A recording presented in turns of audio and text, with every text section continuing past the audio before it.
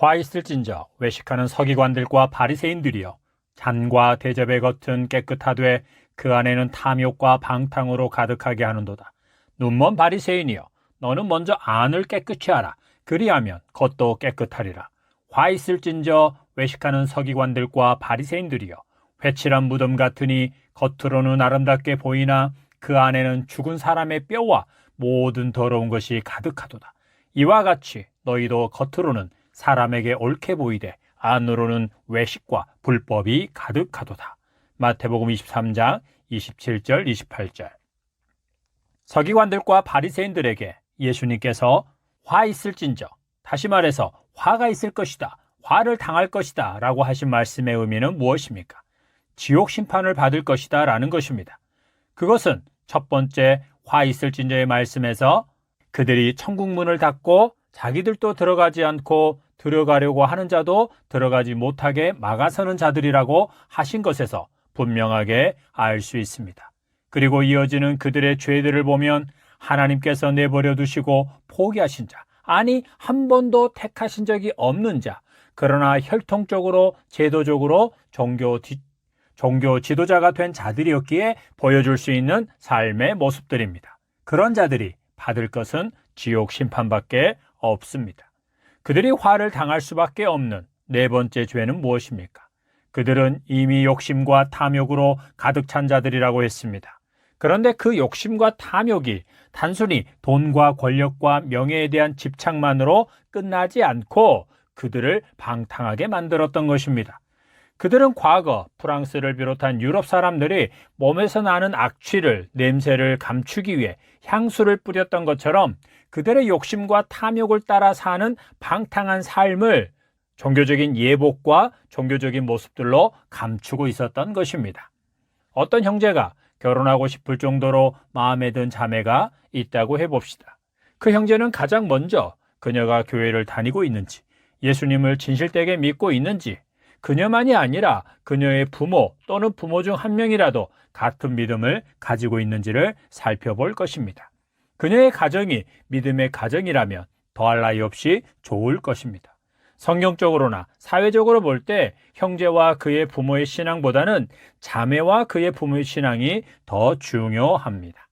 어쨌든 그것은 외적인 것을 확인할 수 있을 뿐입니다. 그렇다면 그 자매에 대해서 좀 더 정확하게 알기 위한 방법, 그녀의 인성이나 품행이 어떠한지를 가장 확실하게 아는 방법은 무엇입니까? 그녀가 형제와 함께 있을 때나 교회 안에서 보여주는 모습이 아니라 자기 가정에서 가족들을 어떻게 대하는지, 그리고 친구들과 함께 있을 때 언행은 어떠한지를 보는 것입니다. 그녀의 친구들과 같이 있을 때 하는 말과 행동이 그녀의 진짜 모습, 진짜 인성의 수준입니다. 마찬가지로 목회자, 설교자의 인격, 인성의 수준은 어떻게 알 수 있습니까? 예배나 모임을 인도할 때입니까? 설교할 때입니까? 신방이나 상담을 할 때입니까? 아닙니다. 그의 가정에서의 모습입니다. 교회나 공적인 자리에서가 아니라 그의 가정에서 아내나 남편, 자녀를 대하는 모습입니다. 특히 목회자들의 공적 모임 중에서도 친하게 지내는 목회자들과 함께하는 사적인 자리에서 보여주는 모습을 통해서 가장 정확하게 알 수 있습니다. 사적인 자리에서 목회자들은 서로의 교회와 교인들에 대한 평가를 하고 자랑거리를 경쟁적으로 늘어놓기도 합니다. 그리고 아주 편하게 말하고 행동을 합니다. 그 자리에서의 언행을 통해 그들의 인격과 인성의 수준을 거의 정확하게 알 수 있습니다. 이처럼 사람들은 보통 공적인 자리에서는 자기를 포장하기 마련인데 교단 총회나 노회, 연회에서 불미스럽고 수치스러운 행동을 하는 자들이라면 그들의 사적인 모임은 얼마나 더 저질적이고 지저분하겠습니까? 그런 자들이 눈먼 자라는 것은 자기들의 겉모습은 그럴듯하게 꾸미지만 정작 자기들의 속은 보려고도 하지 않고 보더라도 지저분한지 깨끗한지를 구분하지 못한다는 것입니다. 그것은 그들의 양심, 인간적인 양심뿐만 아니라 신앙 양심이 화인을 맞아 마비되었기 때문입니다. 그들은 탐욕과 방탕으로 가득한 자들입니다. 그들이 외적인 모습, 곧 옷차림과 먹는 것, 거주하는 곳, 그리고 자동차 등에 신경을 쓰고 할 수만 있으면 예배당을 비롯한 부속 건물들을 크게 짓고 교세를 확장시키고자 노력하는 것은 자기들의 이미지와 영향력을 높이기 위한 것입니다. 그들은 너무도 겁없이 그것이 하나님의 영광을 위한 것이라고 말합니다. 거듭나지 않은 목사와 설교자는 진짜로 그렇게 믿고 행동하는 것이고, 변질되고 세속화된 목사와 설교자는 그것이 아닌 줄 알면서도 자기들의 욕심과 탐욕 때문에 교인들을 쥐어짜고 있는 것입니다. 이런 목회자들과 그들의 말을 그대로 믿고 추종하는 자들은 이렇게 말합니다. 가난한 성도의 말에 누가 귀를 기울이겠느냐? 10년, 20년 예수님을 믿고 있는데 자기 집도 갖지 못하고 월세 살고 있고 그런 성도의 전도가 먹히겠느냐? 심지어 이렇게도 말합니다. 가난한 목사의 설교에 누가 귀를 기울이겠느냐? 자기 집도 없고 자가용도 굴리지 못하는 가난한 목사와 부유한 목사의 말 중에 누구의 말을 듣고 믿겠느냐는 것입니다. 그래서 자기들은 복음을 효과적으로 전하기 위해 부유해지기를 힘썼고 지금 그러고 있다는 것입니다. 예수 그리스도의 복음이 이런 식으로 전파되어 오늘날까지 이어져 왔습니까? 아닙니다. 복음을 그들이 소유하고 독점했을 때, 복음을 팔아 부유해지고 그들이 복음을 효과적으로 전한다는 미명 아래 정치 세력과 결탁을 하고 집단적인 개종을 위해 전쟁도 마다하지 않았을 때, 그리고 하나님의 성전을 지어야 한다고 하며 대성당을 지었을 때 그들은 가장 타락하고 방탕한 상태에 있었습니다. 로마 가톨릭의 이야기입니다. 그들의 악행과 더러운 죄들과 포악함과 잔인함은 입에 담기도 부끄러우며 다 말할 수도 없습니다. 타락하고 방탕한 지도자들과 그들의 거짓된 설교와 주장들에 미혹된 자들이 만들어낸 것이 대성당들이고, 대성당을 짓는 일은 그들의 부패와 타락을 가속화시켰습니다. 대성당은 하나님의 이름을 팔아 자기들의 입지와 권력을 단단하게 하고 정치적인 영향력을 키우기 위한 목적일 뿐이었습니다. 그런데 말입니다. 그것이 가톨릭만의 이야기입니까? 오늘날 개신교의 이야기, 한국교회 이야기는 아닙니까? 회칠한 무덤 같은 목회자, 설교자, 그리고 그들을 추종하는 교인들은 어떤 자들입니까? 앞서 언급한 대로 외식하는 자들입니다. 겉은 누가 보아도 그리스도인인데 그들의 사생활을 들여다보면, 그들의 일상생활을 들여다보면 돈과 성적인 부분에서, 인간관계에서 불신자보다 더 부끄러운 죄를 짓는 자들입니다. 예수님이나 사도들에게 있어서 그리스도인이라 하는 자가 윤리 도덕적으로 불신자보다 못한 삶을 사는 경우는 상상할 수도 없는 것이었습니다. 그런데 우리는 얼굴색 하나 변하지 않고 부끄러운 줄도 모르고 그럴 수 있다고 말합니다. 회칠한 무덤 같은 자들은 그들의 삶에 불의함과 불법이 가득합니다. 하나님의 기준, 말씀의 기준으로 볼 때 분명히 불법인데도 자기의 유익을 위해, 또한 교회를 위한다는 명분으로 그런 일을 서슴없이 행합니다. 불법과 편법으로 예배당을 짓는 일은 다반사이고, 목사가 되는 것에 있어서도 사도들의 기준에서 목사가 되지 말아야 할 자들 목사로, 장로를 비롯한 교회 중직자로 세우는 것은 물론이고 그 과정에서 편법과 뇌물을 주고받는 일이 난무합니다. 그렇게 목사와 장로가 된 자들이 머리터 주도록 이권과 권력 싸움을 벌이고 있습니다. 하나님의 거룩하신 이름과 예수 그리스도의 존귀한 이름은 안중에도 없습니다. 외식하고 회칠한 무덤 같고 그들 속에 탐욕과 방탕, 불법이 가득한 목회자, 그런 설교자들은 먼저 안을 깨끗하게 하라는 예수님의 말씀을 귀담아 듣지 않습니다. 그들은 먼저 안을 깨끗하게 한다는 것이 무엇인지를 알지도 못할 뿐더러 안다고 하더라도 그럴 마음이 없는 자들입니다. 어떤 자들은 자기 안을 깨끗하게 하면, 회개하고 말씀대로 행하면, 그리고 교인들에게 그렇게 설교하고 삶을 고치도록 하면 돈도 권력도 명예도 다 떠나가게 된다고 생각하기 때문에 그냥 덮어버립니다. 그것은 사도 바울이 말한 것처럼 거의 대부분의 경우 사실입니다. 거룩하고 경건한 삶을 살며 말씀을 맡은 자로서 먼저 말씀에 자기를 쳐서 복종시키며 그 말씀을 전하고 가르친다고 해서 하나님께서 그런 사역자들 모두를 가난하지 않게 하고 부족함이 없게 해주지는 않습니다. 그것은 하나님께서 예비하신 대로 주실 것입니다. 분명한 것은 사람이 하나님의 자리를 차지한 시대, 하나님과 그분의 말씀보다 사람의 권리와 행복이 더 중요한 시대, 세속화되고 타락한 시대, 악인들이 득세하는 시대, 그럼에도 죄에 대한 개념을 하나님 중심으로 정의 내리지 못하는 시대에 경건하게 살며 말씀에 충성하는 설교자들은 충분한 사례비를 받지 못하는 가난한 사역자가 될 것이고, 많은 사람들의 미움과 핍박을 받게 될 수도 있습니다. 하나님께서 그런 설교자를 책임져 주시는 것이 가난과 핍박에서 건져 부유하고 존경받는 자가 되게 하는 것이 아니라, 가난과 핍박 가운데서도 자족하며 한결같이 말씀대로 살고 그 말씀을 전하게 하다가 그분의 나라로 데려가는 것일 수도 있습니다. 대부분의 경우 그렇다는 것입니다. 예수님께서는 천국문을 닫는 자, 눈먼 인도자, 종교적인 의식과 활동에는 열심이지만 정의와 긍휼과 믿음은 버린 자, 외식하고 탐욕과 방탕으로 가득한 자, 회칠한 무덤 같은 종교 지도자들과 설교자들에게 화를 선언하셨습니다. 지옥 판결을 내리신 것입니다. 그 예수님께서 요한복음에서는 그들에게 이렇게 말씀하십니다. 요한복음 5장에서는 그들이 영생을 얻기 위해 성경을 부지런히 연구하는 학자이지만 그들은 하나님을 사랑하지 않는 자들이라고 하십니다.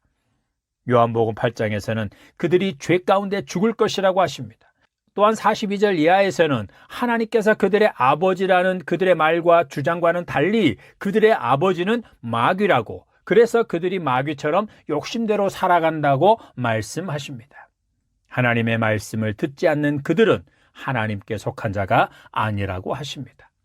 서기관들과 바리새인들 이후 오늘날까지 그들처럼 하나님을 사랑하지 않는 자, 예수님을 주인으로 모시지 않는 자, 그래서 하나님의 자녀가 아니요 하나님께서 그의 아버지가 되어주신 적이 없는 자, 곧 마귀의 자식들이 얼마든지 종교 지도자가 되고 목회자, 설교자가 되고 있습니다.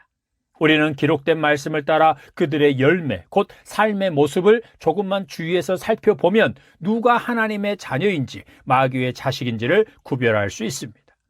예수님의 몸인 교회를 예수 그리스도와 그분의 말씀의 터 위에 거룩하고 순결하게 세우고 지켜가는 데 있어서 그것은 매우 중요합니다. 어떤 목사들은 이렇게 말합니다. 하나님께서 자기를 목사로 부르시지 않았다면 더 죄악된 삶을 살았을 것이고 형편없는 사람으로 살고 있었을 것이다. 그런데 목사가 되게 해주셔서 이만큼이라도 경건하게 살고 있다. 이것이 얼마나 감사한지 모른다.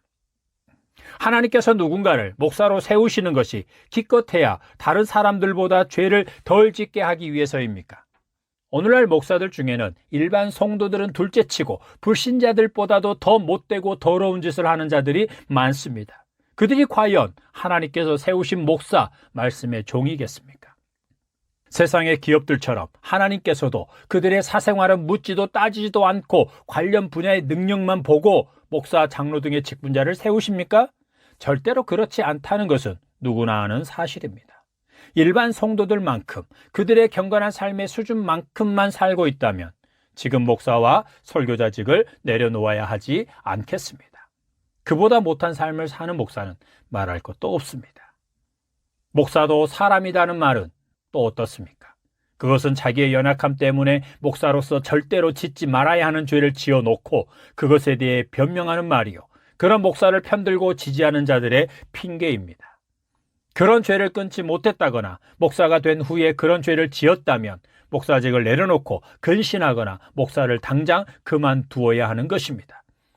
장로나 권사 또한 마찬가지입니다. 차라리 목사가 되지 않았더라면 나중에 매를 덜 맞았을 것인데, 직분을 받지 않았더라면 나중에 매를 덜 맞았을 것인데, 기어코 목사가 되고 중직자가 되어 매를 벌고 있는 자들이 많습니다. 하나님 아버지와 교회의 머리이신 예수님께서 자기 양들 개개인과 그들의 모임인 교회에게 요구하시는 것은 거룩함과 순결함입니다. 사도들은 이것을 잘 알았고 그 일에 목숨을 바쳤습니다. 사도 바울의 경우가 대표적입니다. 사도 바울은 성도들에게 유익한 말씀, 곧 성도들을 예수님의 순결한 신부로 단장시키고 예수님의 분량에까지 자라가게 하는 말씀이라면 그들이 듣기 좋아하든지 싫어하든지, 그리고 그 말씀에 순종할 때까지 반복해서 열심히 전했습니다. 성도들의 영적인 건강, 그들이 순결한 신부로 단장되는 것은 개인적인 차원에서만 이루어지는 것이 아니라 그들의 모임인 교회가 거룩하고 순결한 공동체가 되어야 하는 것입니다. 이 일에 가장 열심이었던 사도가 바로 바울입니다. 어떤 목사들이나 교인들은 교회는 죄인들이 모이는 곳이다 라고 하면서 교회 안에서 일어나는 갖가지 문제들에 대해 변명하고 합리화시킵니다. 말은 바르게 합시다. 지역교회는 죄인들, 인격적으로나 사회적인 문제를 가진 자들이 모이는 곳이요, 그래서 여러 문제들이 발생될 수 있습니다. 그러나 예수님의 몸인 교회는 거듭난 성도들로 구성되고 그들 안에서 그런 문제들은 발생되지 않아야 하며, 혹 발생되면 즉각적으로 말씀에 따라 바로 잡아야 합니다. 그 공동체가 예수님께서 죽으시고 부활하심으로 세우시고자 하셨고 세우신 교회입니다. 예수님께서 제자들에게 섬기는 자, 낮은 자가 되라, 자기를 영적 선생, 지도자, 아버지라고 하지 말아라, 너희는 다 형제다라고 하신 말씀도 바로 그 교회를 염두에 두신 것입니다. 그래서 사도 바울은 예수님의 몸인 교회의 거룩함과 순결에 대해 매우 강조하고 신경을 썼습니다.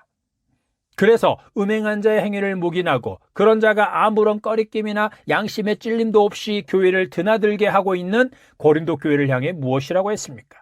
고린도전서 5장에서 믿음의 형제, 교회의 지체라고 하는 자가 음행하거나 탐욕을 부리거나 점이나 운세를 보거나 하나님 외에 다른 존재를 의지하는 등의 우상 숭배를 하거나 성도를 모욕하고 비방하거나 술 취하거나 사기 행각을 벌인다면, 거짓말을 한다면 그를 사귀지도 말고 함께 먹지도 말라고 합니다.